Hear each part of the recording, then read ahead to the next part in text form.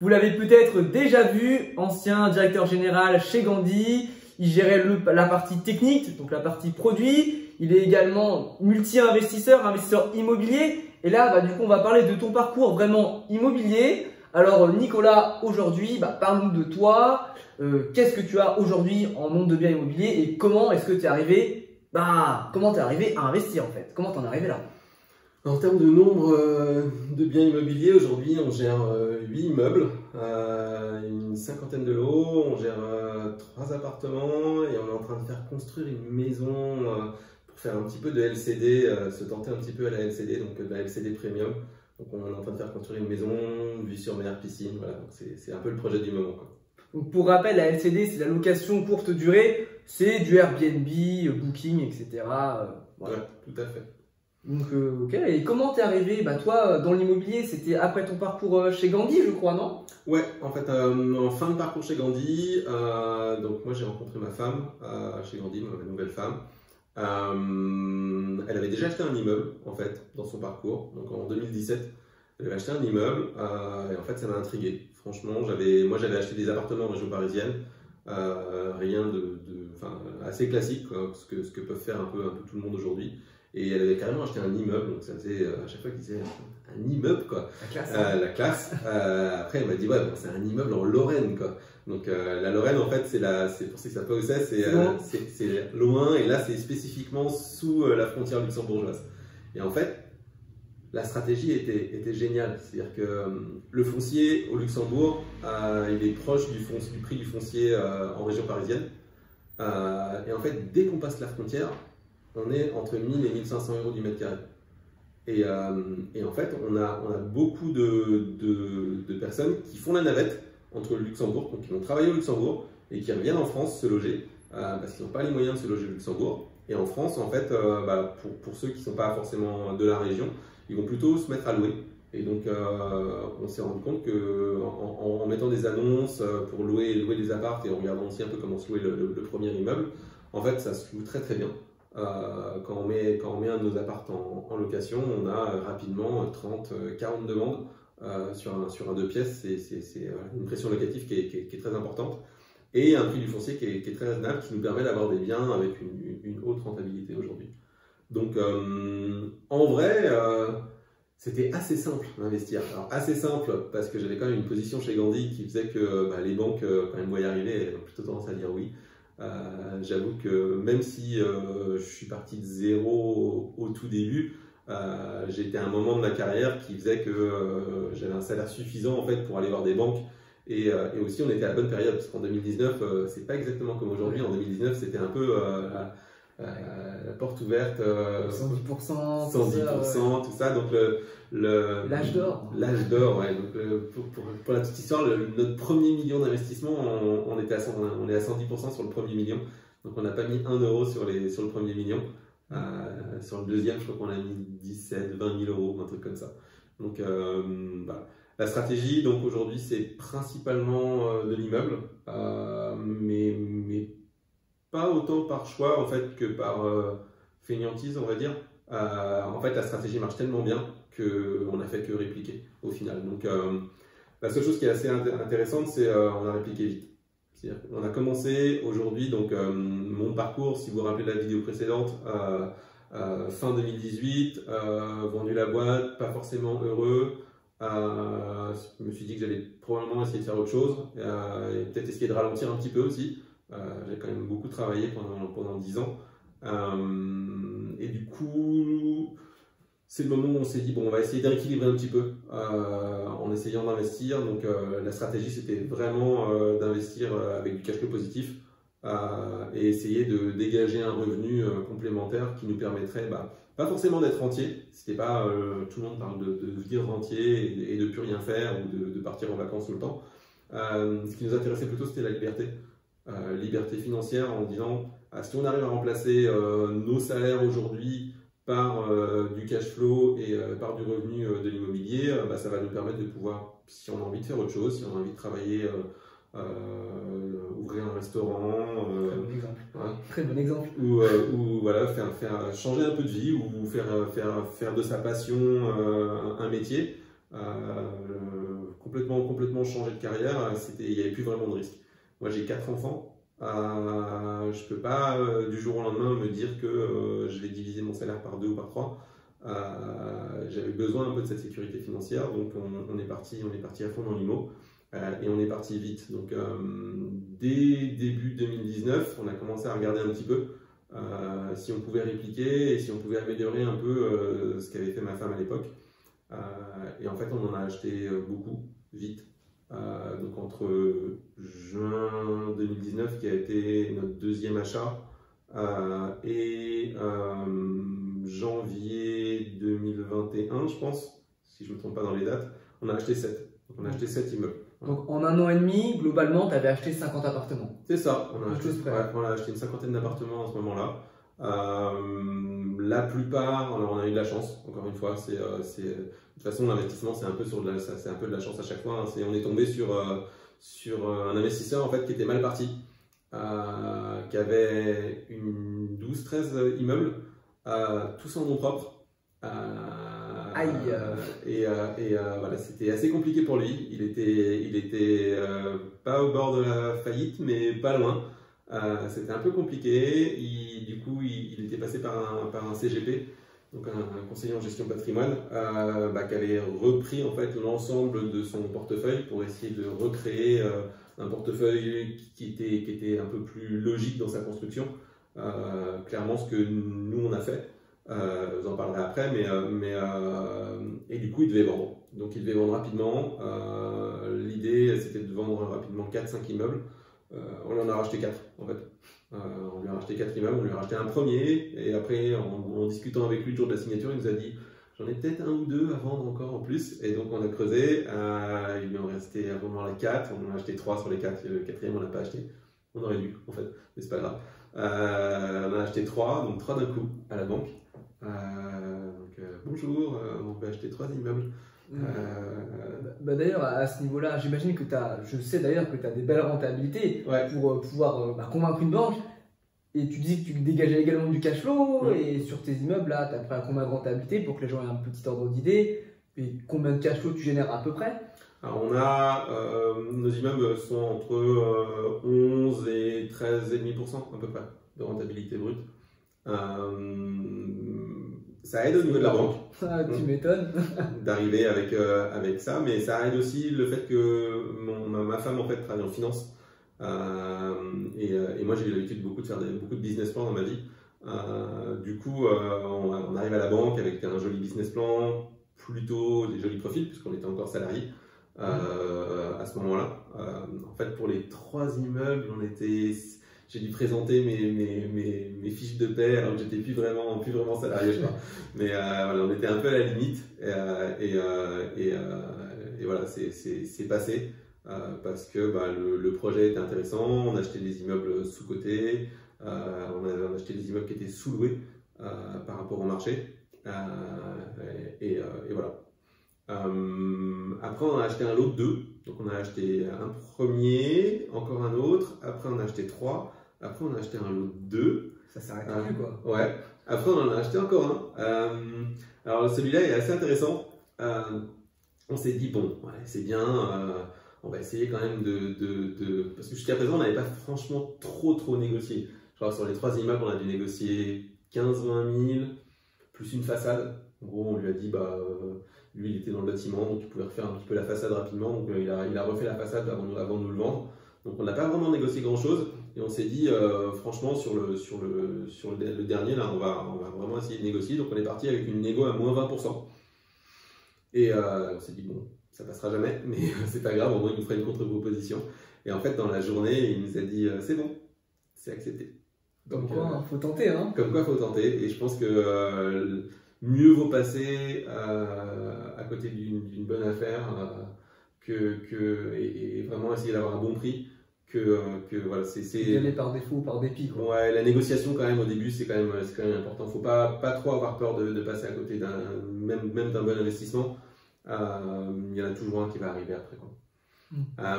Ensuite, en fait, on a essayé d'en acheter un dernier et là on s'est dit bon allez, les immeubles quasiment tous loués, même en négociant, on va essayer de complexifier un petit peu. On va partir sur un immeuble squatté. depuis une dizaine d'années. Et on va refaire tous les travaux et on va repartir à neuf sur un projet où on va tout refaire nous-mêmes. On n'a pas réussi. En fait, voilà, cette histoire un peu compliquée. L'entrepreneur à qui on avait fait confiance pour nous faire les plans et nous faire le devis a collé. Donc on s'est retrouvé quelques jours avant le compromis sans entrepreneur. Du coup, on s'est dit, bon, on va aller voir un autre entrepreneur un peu dans l'urgence. L'autre entrepreneur nous a dit, pas de souci, ça va rentrer, votre budget, il y a moyen, franchement, c'est un beau budget. On lui avait demandé pas plus de 350 000, donc il y avait 450 mètres carrés qu'on achetait 100 000 euros à l'époque. Non, 140 000 euros, je dis des bêtises. Et on avait 350 000 de budget, donc il n'y avait pas. En fait, l'immeuble en lui-même était assez sain, mais il y avait tout à refaire à l'intérieur. Donc, quand même, gros travaux. Et il nous a dit que c'était bon. Il nous a appelé avant qu'on vienne. Donc, on venait pour signer le compromis. En fait, on venait voir l'entrepreneur juste avant pour voir les plans finalisés et le devis final. Et en fait, donc, la veille du compromis, on a été voir l'entrepreneur qui, sur un budget initial de 350, comme nous a présenté les choses, nous a dit bon, c'était un peu compliqué par endroit, mais bon, ça va quand même, c'est un beau projet. Vous en avez pour 500 000. C'est la même chose. Et voilà, donc à 500 000, en vrai, à 500 000, on était encore à 10% de rentabilité. Pour un grosse prise de tête pour un immeuble neuf, mais c'était quand même 10-12 mois de travaux compliqués à gérer. Je rappelle que c'est en Lorraine, j'habite Paris. C'est géré à distance. Donc ça complexifiait beaucoup les choses et on s'est dit que vu qu'on arrivait à trouver des immeubles aujourd'hui assez facilement autour de 10%, on n'allait pas aller sur ce projet-là. Pour info, cet immeuble est en vente en ce moment. Il a été racheté, donc après nous, parce qu'on n'a pas acheté du coup. Et en fait, l'investisseur d'après l'a juste nettoyé. Donc l'a pas refait, l'a juste vidé, enlevé les squatteurs, changé 2-3 trucs. Fait, à mon avis, pas plus de 15-20 000 euros de travaux. Et il le revend à 230 ou 240. Oui, une petite plus-value quand même. Petite plus-value. Pour enlever des gens, ça va. Ouais, ça va. C'est pas mal.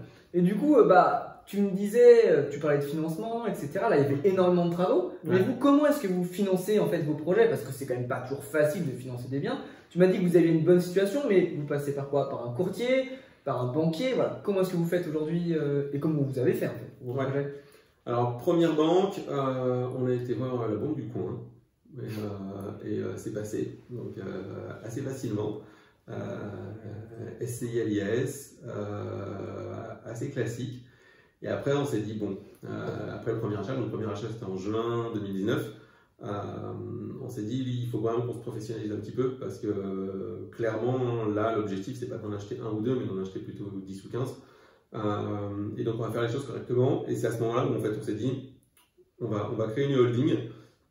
Pour vraiment être vu comme un professionnel et plus comme un particulier qui investit sur donc du coup, vous achetez pas en nom propre, vous avez une holding au-dessus qui détient différentes SCI. Donc pour rappel, la SCI, c'est la société civile immobilière. Donc en fait, vous avez un bien, un immeuble par société civile immobilière. Donc, on n'a pas un immeuble par société civile, mais on a un ou plusieurs immeubles par société civile. En fait, c'est un peu plus compliqué que ça. Mais ça dépend de la localisation, ça dépend de la banque, ça dépend de plein de choses. Mais l'idée, c'est d'essayer d'avoir quasiment une SCI par bien. D'accord, ok. Après, tout remonte dans la holding. Donc en fait, vous avez trouvé un banquier qui arrivait à vous financer pour la petite histoire, donc la première banque, en fait, quand on arrivait avec la holding, donc la première banque nous avait suivi à peu près en 5 minutes pour nous dire c'est bon, on peut y aller, il n'y a pas de souci, on va vous financer. On a été la voir en disant bon, on a un peu changé la façon de faire, on a une holding maintenant, ils nous ont regardé en disant une holding, mais pour faire quoi, et ça sert à quoi, et pourquoi, et ça va être compliqué, il va falloir que j'appelle le siège pour essayer de comprendre, et voilà, là on est parti sur la banque pro qui est venue nous parler, qui nous a proposé ses conditions en tant que pro. Horrible, j'imagine. On a un peu rigolé. Donc en gros, pour être financé de 500, il fallait qu'on mette à peu près 400 sur la table. Voilà, 400 produits chez eux. Et après, une fois qu'on aurait les 400 produits chez eux, on pouvait parler pour pouvoir réussir à avoir 500 de financement. Donc on a un peu lâché la première banque assez facilement. Et après, on a été voir beaucoup de banques. Quand je dis beaucoup de banques, c'est, je sais pas, 10, 15 banques. Et des banques principalement en région parisienne. Et en fait, ça a été un peu l'erreur parce que investir en province de région parisienne avec une banque parisienne, les banques parisiennes aujourd'hui, des résidences principales à 500 000 ou à 1 million, ça leur fait pas peur. Ça région. Ouais. Non, et puis c'est un projet qui est assez simple. Aller acheter un immeuble à 500 000 avec des lots un peu loin, avec une zone qu'ils ne connaissent pas forcément, et voilà. En gros, ça a été très difficile.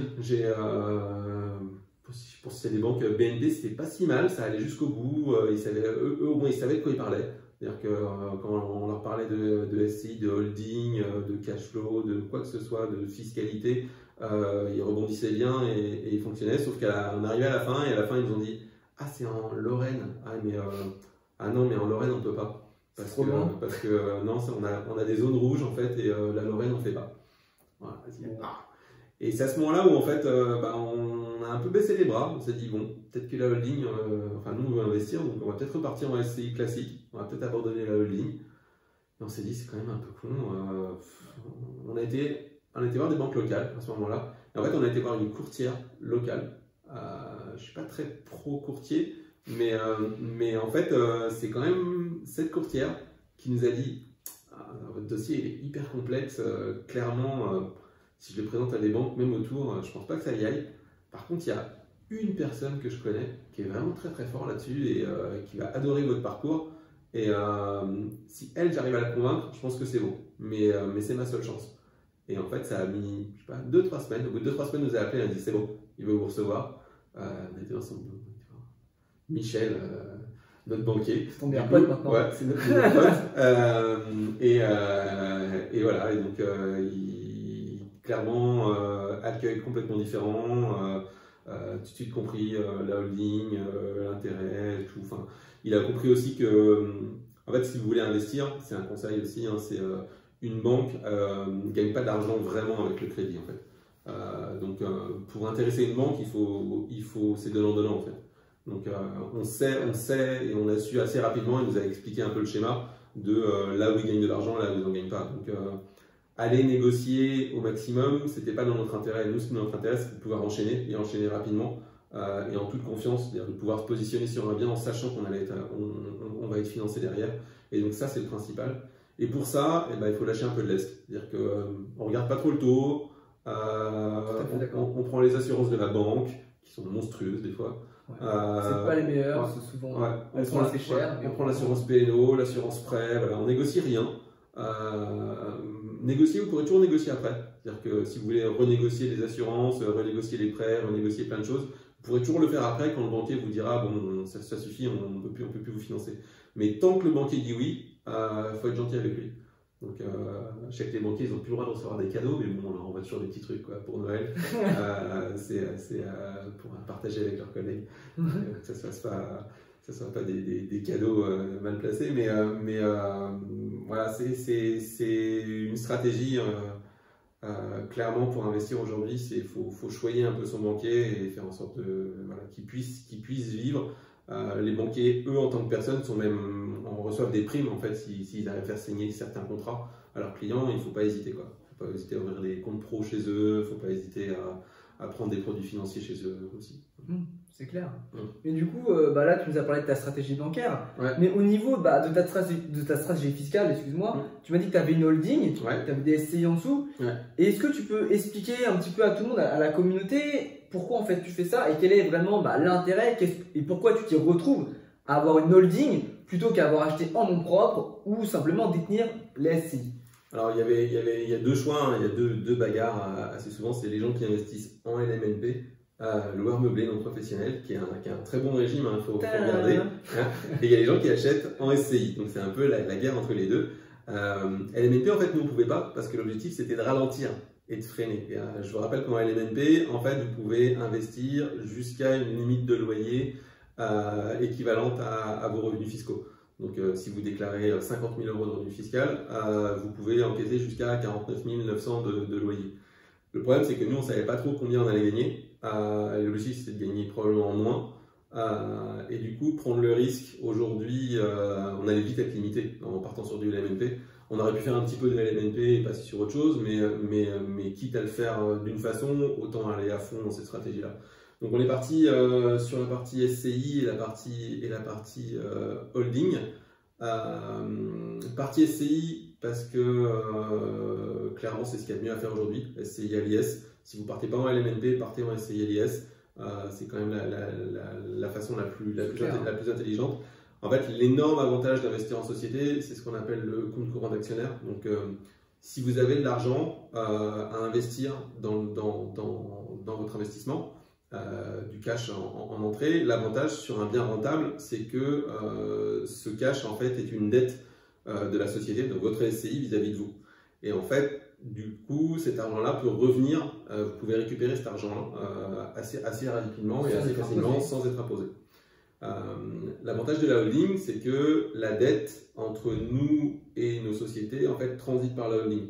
Aujourd'hui, on a notre dette et donc je vous rappelle que j'étais chez Gandhi, finalement, j'y suis pas resté, j'ai vendu mes parts, j'avais quand même un peu de cash à investir dans le système, même si au départ on a essayé d'en mettre le moins possible. C'est aussi une stratégie, hein, le cash c'est un peu le nerf de la guerre, c'est-à-dire qu'au début, si vous arrivez à en mettre le moins possible, c'est mieux, sachant qu'à un moment il faudra en mettre.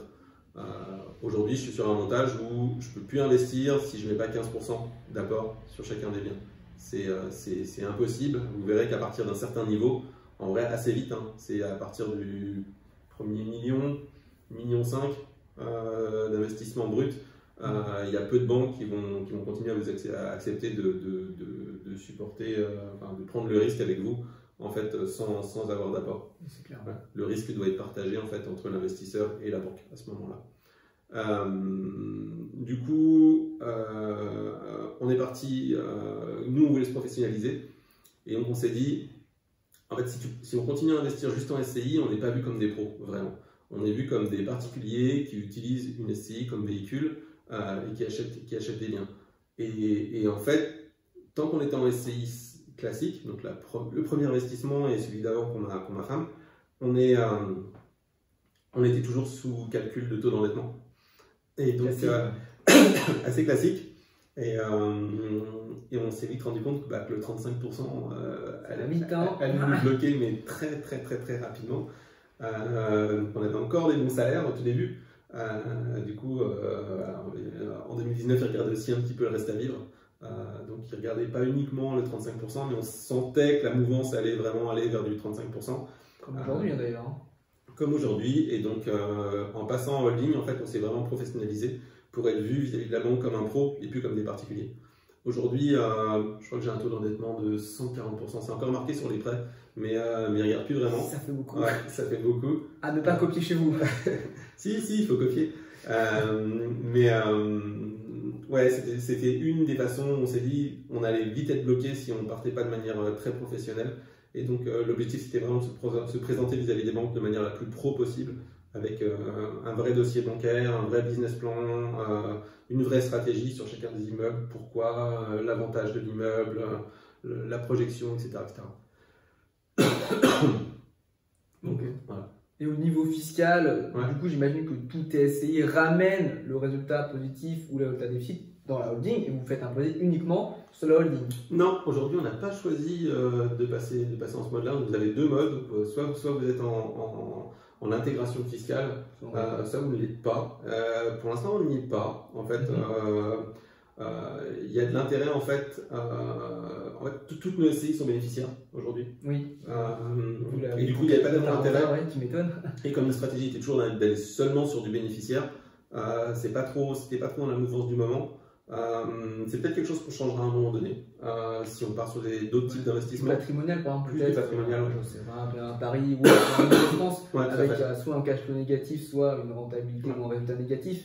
Mais aujourd'hui, on est quasiment positif sur toutes les. Alors, pas la première année, puisqu'il y a forcément les frais de notaire, tout ça. Mais on sait très bien qu'on sera positif sur les autres années, donc il n'y avait pas tellement d'avantages pour nous à utiliser ce système-là. En vrai, si on avait continué vraiment à investir tout le temps, en rythme régulier, tous les 6 mois, tous les ans, ça peut avoir son avantage. D'accord. Ok. Bah, merci Nicolas. Et aujourd'hui, si tu devais donner des conseils pour pour un jeune investisseur, je sais pas, voilà, qui veut faire ses premiers biens, ses premières armes dans l'immobilier, qu'est-ce que tu lui dirais? Alors déjà, investir. Faut y aller. Ouais, moi j'ai commencé, je me rappelle, à 43 ans, un truc comme ça. Comme quoi, il n'y a pas d'âge, hein, la preuve. Hein, j'avais fait quelques investissements avant, mais les vrais investissements, je les ai commencés à 43 ans. J'aurais adoré avoir la connaissance de ce que j'avais, enfin la connaissance que j'avais à 43 ans, si j'avais pu l'avoir à 23, un peu comme mon ami sur la gauche. Clairement, ma situation aujourd'hui n'aurait pas du tout été la même, quoi. C'est plus compliqué effectivement pour vous, jeunes investisseurs, de trouver les partenaires bancaires. Ouais, aujourd'hui. Mais globalement, il faut quand même investir jeune, quoi. Et le conseil, c'est il n'y a pas de mauvais investissement. Il ne faut pas non plus investir dans n'importe quoi. Mais en se formant un tout petit peu, en étudiant un petit peu les dossiers, en allant dans les zones où, je sais pas, le potentiel de hausse est intéressant, la rentabilité immédiate est correcte. Si vous investissez à 25 ans, il y a quand même de grandes chances que vous en sortiez bien sur le long terme. Ma fille a 18 ans, elle a eu 18 ans il y a 15 jours. L'objectif, c'est qu'elle ait sa première SCI bientôt là. Clairement, je pousse pour que, encore une fois, l'objectif c'est pas forcément d'être entier, mais c'est d'être libre un peu financièrement, de pouvoir ne pas faire ses choix uniquement vis-à-vis du salaire, rester à un poste qui vous plaît pas juste parce que vous êtes bien payé et dépérir. Je rappelle que jusqu'à maintenant, je pense qu'on n'a qu'une seule vie. Rien n'a été prouvé qui affirme le contraire. Sauf chez les chats. Les chats, ils en ont plus. Ah, c'est vrai. Peut-être. Mais d'ailleurs, les chats, ils peuvent investir. Non, je sais pas. mais oui, on n'a qu'une seule vie et l'objectif, ouais, c'est de la vivre pleinement sans se retrouver coincé financièrement. Donc, investissez jeune. Ok, merci beaucoup Nicolas, merci beaucoup pour ton parcours et pour ton expérience.